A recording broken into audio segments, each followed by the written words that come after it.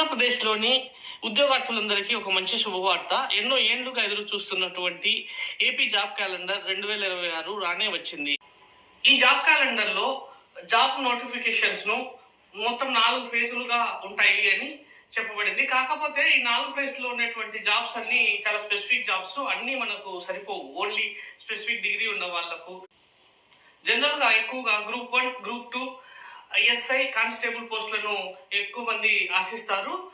Teacher పోస్టులు అంటే స్పెసిఫిక్‌గా బీఈడీ వాళ్ళకే అది తెలిసిందే. దాని మీద మనము ఎక్కువ ఫోకస్ చేయడం లేదు. అది స్పెసిఫిక్ జాబ్స్.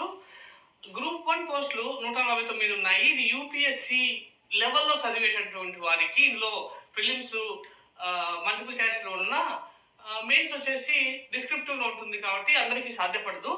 మరి గ్రూప్ 2 ఎక్కువ శాతం మన ఆంధ్రప్రదేశ్‌లో గ్రూప్ 2 మీద ఎక్కువ మంది డిపెండ్ అయి ఉంటారు. ఎందుకంటే గ్రూప్ 2 అనేది మల్టిపుల్ చాయిస్ క్వశ్చన్స్ ఇస్తారు. ప్లస్ సిలబస్ కొంచెం ఈజీగా ఉంటుంది. గ్రూప్ 1 అంత హెవీగా ఉండదు. ఒకవేళ టైం దొరికినా దొరకపోయినా కొంతమంది అంటే వర్కింగ్ వాళ్ళు కూడా దీన్ని క్రాక్ చేయడానికి రెడీ అవుతుంటారనమాట.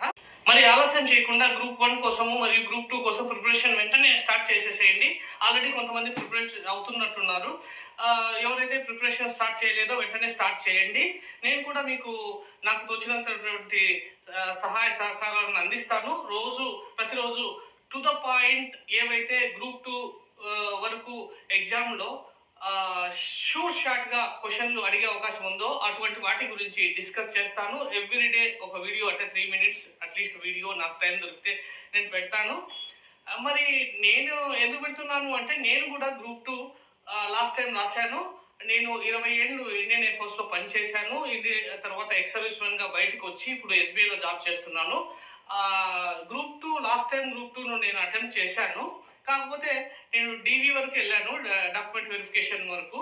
నాకు ఆశించినటువంటి పోస్ట్ రాలేదు, అందుకు నేను జాయిన్ కాలేదు. నేను ఇప్పుడు ఎస్బీఐలో చేస్తున్నాను.